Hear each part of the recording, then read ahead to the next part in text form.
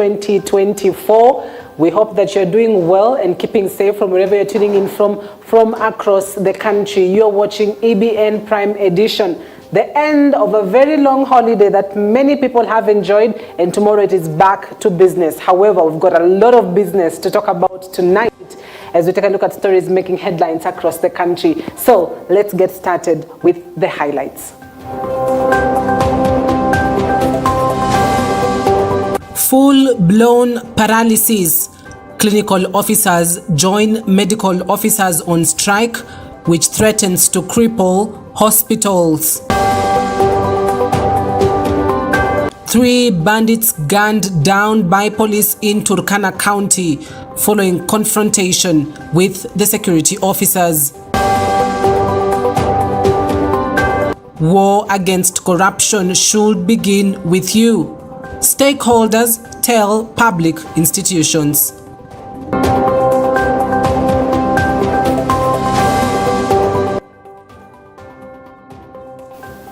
Well, indeed, thank you for your wonderful company. Let's get started.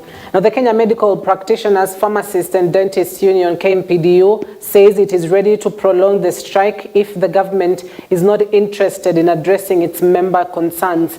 This, as the mental health practitioners call for the establishment of mental health facilities across 47 counties to address the challenge at the community level. In the Kenyan Psychiatric Association, at Kipkorion Primary School in Trans Nzoia County, friends, family members, and medical practitioners gathered for a funeral service of a psychiatrist, the late Dr. Edith Kwoba. And while eulogizing their departed colleague, the Kenya Medical Practitioners and Dentists Union took the opportunity to justify why they went on strike, adding that the strike will go on if the government doesn't heed to their demands. Doctors are human beings. The same way corona would attack anybody else, it will attack a doctor.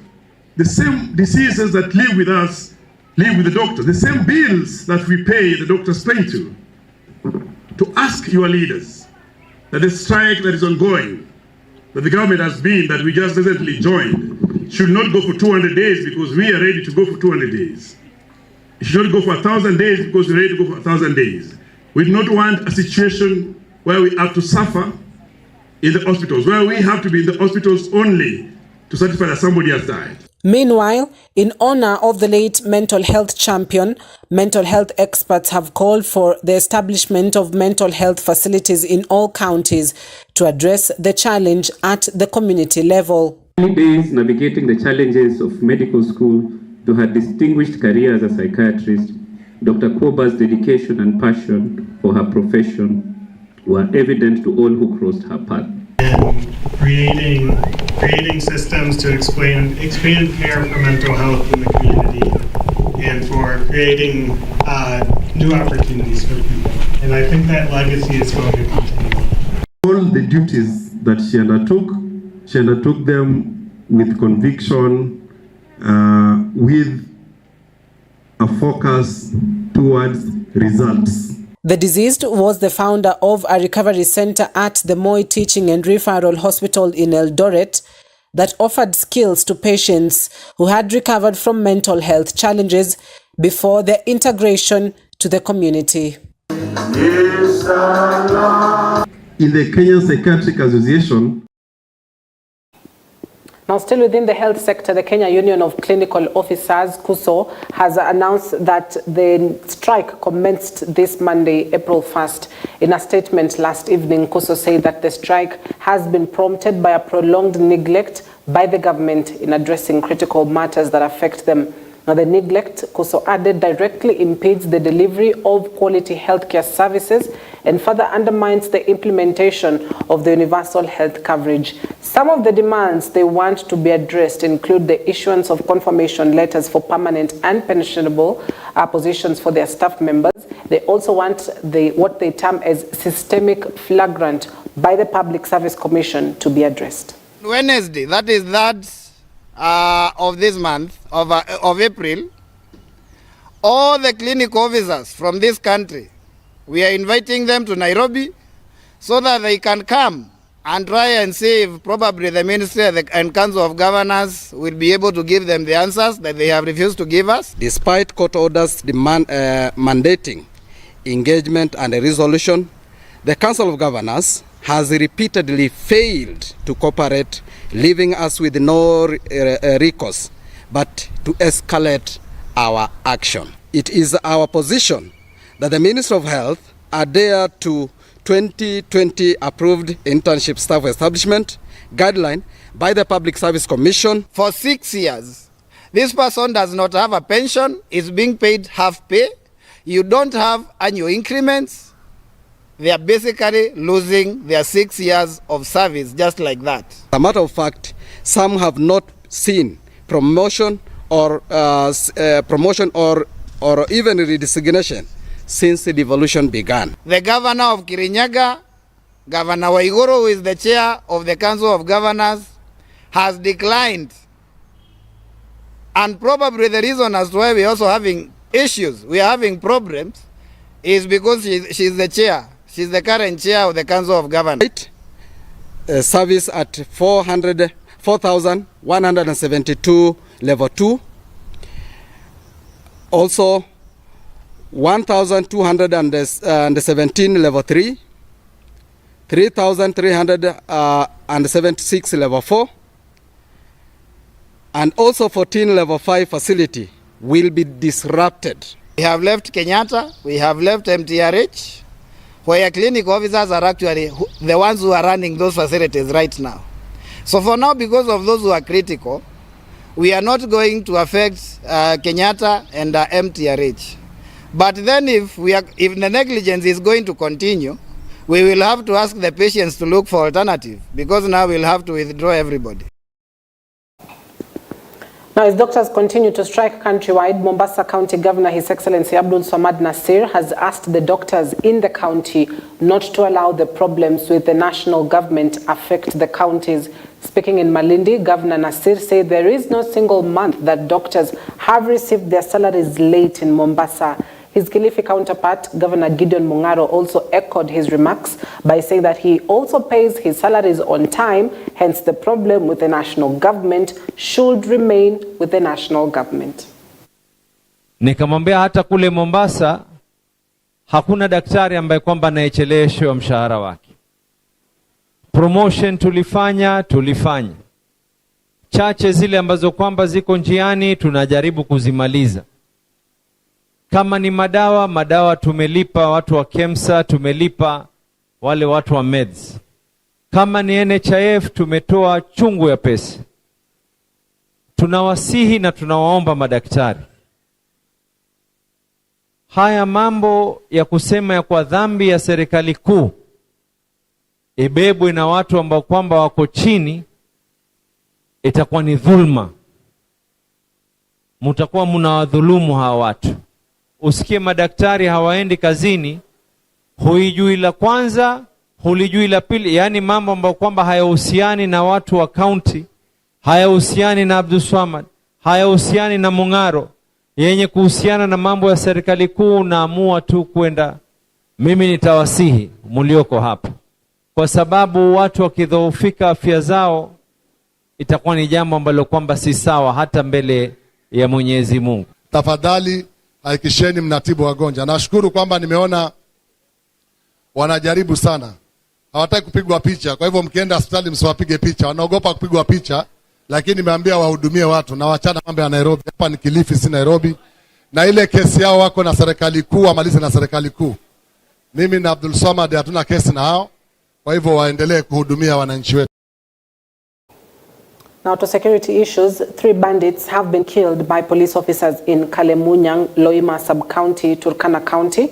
The inveterate bandits are the main suspects in the murder of 3 Nigerians who were killed in Uganda 6 months ago, which led to the expulsion of herders from the Turkana community in Uganda and the arrest of 43 youths from the community for allegedly possessing illegal weapons. This comes on the backdrop of Interior CS Kithure Kindiki's visit. Jana kitu kama baada ya masaa 6 hivi hawa walivyo walipatikana zaidi ya ngambo huko sehemu ya Kangalta, na walipatikana na waliweza kulazwa chini. Walikuwa na silaha bunduki mbili na pia hizo bunduki zilichukuliwa, na pia wale watu walikuwa naishi zaidi ya Rocherelim kwa Taruk wamekuwa na hiyo tatizo tu. Pia sisi hapa tukiwa kwa ground hatukuwa tunalala kwa maboma, tulikuwa tunaenda kulala nje huko kupitia kwa hao walifu. Lakini jana vile tulisikia habari hao watu wamelazwa, saizi watu hakuna wasiwasi wako nayo. Hao wajambazi ni wale criminals kubwa sana hapa Turkana, tena kwa hii sehemu yetu. Tunahimiza serikali ya Kenya wafuatilie karibu mpaka sote wanase. Na watu kabila hii ndio hata wale walifanya uhalifu Uganda, ndio sasa wale wa vijana walichukua na serikali ya Uganda mateka kwa sababu ya uhalifu kama hii. Hata watu wameogopa ile watu anakuja hapa, ameogopa hapa kwetu hapa kwa sababu mambo ya hiyo kijana. Sasa iko saa hii msituni. Sisi hata vile saa hizi tunatembea kwa msituni. Tunatembea tu na Mungu. Kwa sababu mtu akishika bunduki sasa utafanya namna gani? Si wewe utauliwa tu. Ndio tunasema serikali asaidie kwa njia ile ambaye atakumbuka vile ataokoa sisi kwa hiyo mambo. Now, the former anti-corruption chairperson PLO Lumumba and former Mugirango South Member of Parliament Omingo Magara have urged professionals to be in the forefront in fighting corruption, saying that professionals stand better chance to fight corruption because they head different organizations which corruption is said to be happening. Speaking during professional meetings in Eldoret Polytechnic, leaders say the recent report by the Ethics and Anti-Corruption Commission on the issue of corruption should worry Kenyans, saying that it is an alarm that people should fight corruption collectively and not leave it to specific persons. What is happening today here, we don't lack good people. It's not that sometimes they are not made when they do good things. And nobody wants to support Lumumba, for example, is doing the right thing. I remember Prof mentions one of the priests who have said something against corruption. We all must say, so to increase the voices to help this country grow. Otherwise, we are not safe as a journalist when this corruption. Corruption is one that involves all of us, the giver and the taker. So what we must do as a country is to believe in doing the right thing. The evidence that is available by the bodies that are charged with the task of leading the fight against corruption. Remember that the bodies are not the only ones fighting corruption. They are leading the fight against corruption, and we all must be warriors in that battle. And they are telling us that things are getting worse rather than better. In other words, they are telling us this is the time to roll up our sleeves and to fight against this evil before it consumes us. We are these professionals so that we can talk to those who are also spearheading this problem is the professionals. That's why we are addressing as a church, and we are seriously addressing this issue so that we can make sure that we kill this problem. Now, to a sad story, one child has died while 5 people from the same family were admitted after eating cassava believed to be poisonous in Nyamira North. According to the family, the child's mother and 4 brothers ate the cassava on Saturday before feeling stomach pain, and they were taken to the hospital despite one losing his life at the Nyamira Referral Hospital while undertaking treatment. Now, the family was affected due to eating the cassava, which was found to be toxic.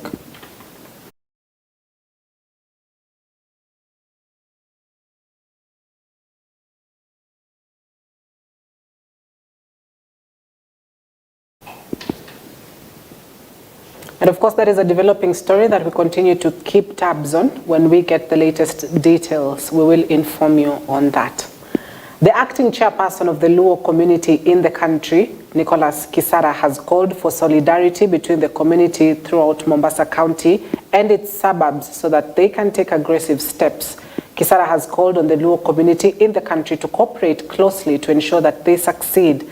Kisara also says the community has capable and experienced people who can change and elevate themselves in life.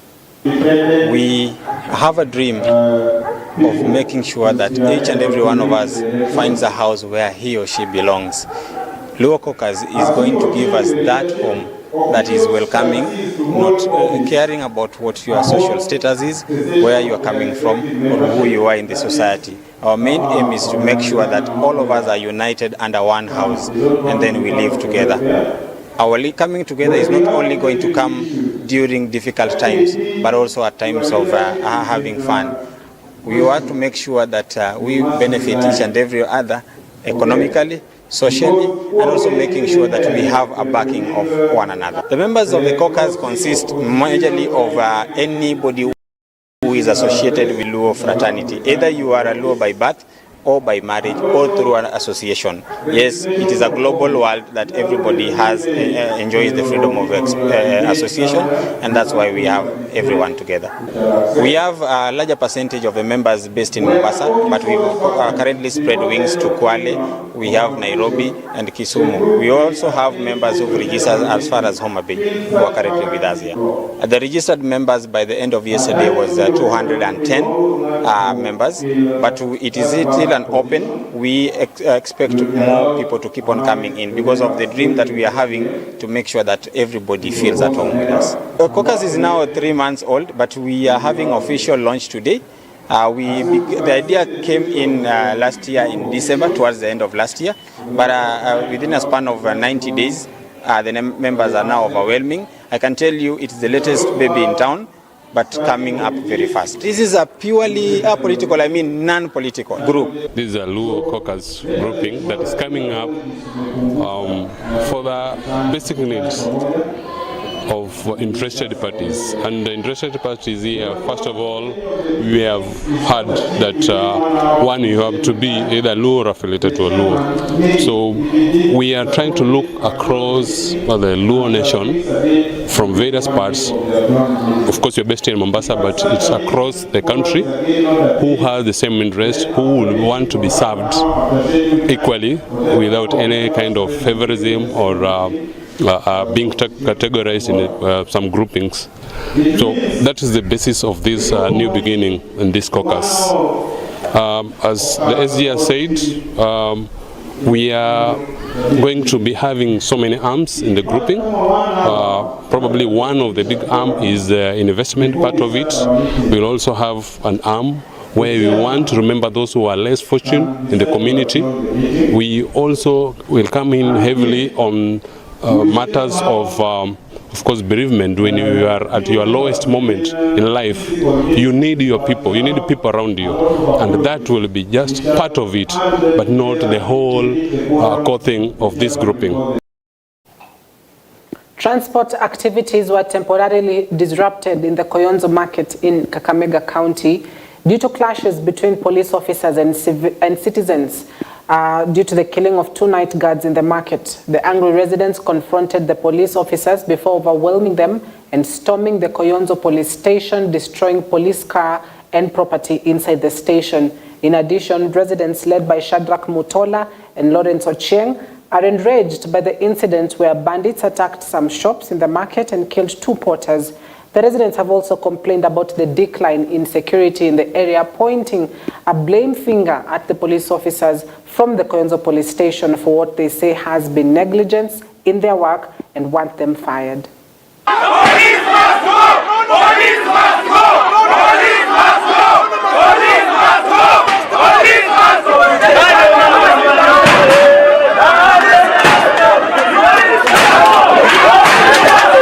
Ndio wametupiga matia gas, wamebeba maiti, wameenda nao. Ni kama wanataka kuficha ushahidi wao. Sababu wanajua hao ndio wana connect na majambazo wanatua hapa. Na watoka hapa. So mimi naomba serikali na pia maskari hapa wote wa Koyonzo wapigwe transfer wote. Kwanza sana pia mimi hata kama mimi ingekuwa ni baba yangu nimesikia huzuni sana. Kwa sababu inasemekana ya kwamba trailer ilipita hapa ikipiga oni. Charlie mwenyewe akapiga simu ya kwamba kuna kitu inaendelea, lakini kuna mtu tena mwingine alienda akaamusha maaskari wa Koyonzo lakini hawakuamuka. Sasa ndio maana hiyo maneno ikatokea. Naenda kuzungumzia kitu ya kwanza.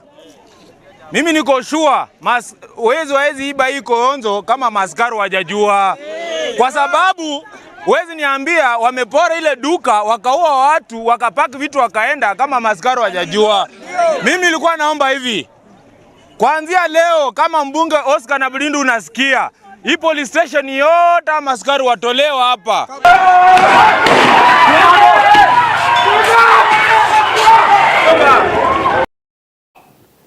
Hundreds of families who occupy a trust land in Mombasa say they face an uncertain future and called on the National Land Commission to resolve the issue. Residents have for decades been complaining that outsiders seized their land, making many of them squatters. More than 10,000 residents have built houses on the land belonging to the descendants of former coast rulers who live abroad, especially Oman, on what is referred to as tenants at will. Now, the families inhabiting the land along the contentious 10-mile coastal strip have held a press conference to express fears that they face an unfair eviction order from the absentee landlords. The squatters say they should be allocated the contentious parcel of land in the coastal city and be issued with title deeds so that they can develop on the land. The squatter spokesperson Abdullahi Farah says the tenants pay rent for the land to absentee landlords in Oman who have been collecting land rates through the Sir Ali bin Salim Trust.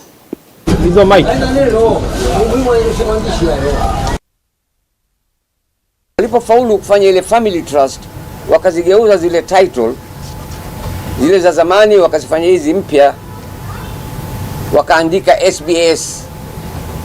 Hapo ndio sasa wakatuvamia. Kuna zile title original ambazo zimeandikwa Liwali of Mombasa, Executor of the Will. Katika 2015 hapo 2016 waliweza kuzigeuza, walipoproduce family trust zikatolewa title mpya na maregistrar hapa.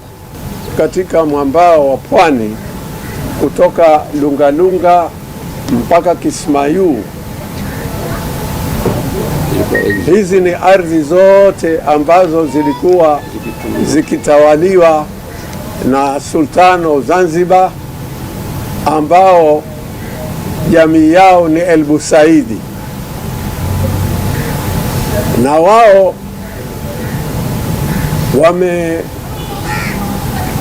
ardhi hizi kwa niaba ya wananchi.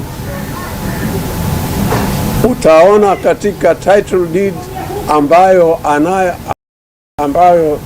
alipewa Salim Bukhalfan El Busaidi, imeandikwa wazi ile title deed kama Salim bin Khalfan El Busaid, Liwali for Mombasa.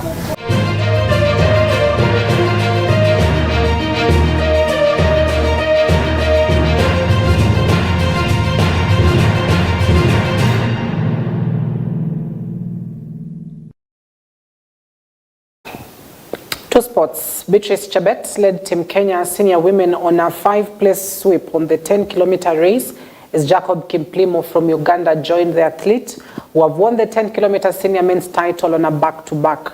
It is the 5th time the senior men and women have defended their titles in the world cross-country. The mixed relay team secured a gold medal too. McDonald with that report. Defending champion hits the front for the first time. She stormed. Beatrice Chebet led the senior women team in a 5-place sweep in the women's cross-country. Chebet clocked 31 minutes and 5 seconds to defend her title on the 10-kilometer race in Serbia, Belgrade. Latvia Road Race's 5-kilometer silver medalist Lilian Rengeruk Kasait placed a second-place finish in 31 minutes and 8 seconds as Margaret Chelimo clocked 31 minutes and 9 seconds to secure a bronze on the 3rd place. Sirikwa Classic champion Immaculate Anyangu secured a 4th place in 31 minutes and 24 seconds as 2023 bronze medalist and the Kenyan Trials champion Agnes Jebet Ngetich placed a 5th place finish in 31 minutes and 27 seconds. Kenyan men had some sort of an hard task to stop the Ethiopians and Ugandans as Jacob Kiplimo defended his title on the 10-kilometer race. Kiplimo joined a list of athletes who have won the title back-to-back, such as Keneni Sabekel of Ethiopia and Geoffrey Kamworor and Paul Tagat from Kenya. Ethiopian Beriwu Aregawi once again settled for a silver on the 2nd place as Benson Kiplagat secured a bronze on the 3rd place and a gold on the Kenyan team standings since he was the first of the 5 Kenyan men in the top 8 finish. It is the second international debut for Benson, who once again won the world under 25,000 meter title in Kenya in 2021. Kenya lastly won the senior men's race in 2017 by Geoffrey Kamworor in Uganda.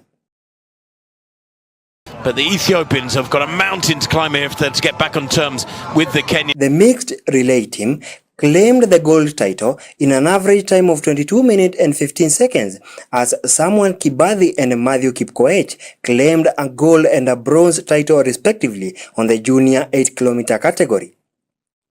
Kenya was represented by 30 athletes in 5 categories: the senior men and women, the junior men and women, and the mixed relay team. It is the 5th time the senior men and women teams have defended their titles on the world cross country. Now the Ethiopians are actually stronger in that lead pack with 3 of them up there. And Sime hits the front. And has returned it with interest and comes down.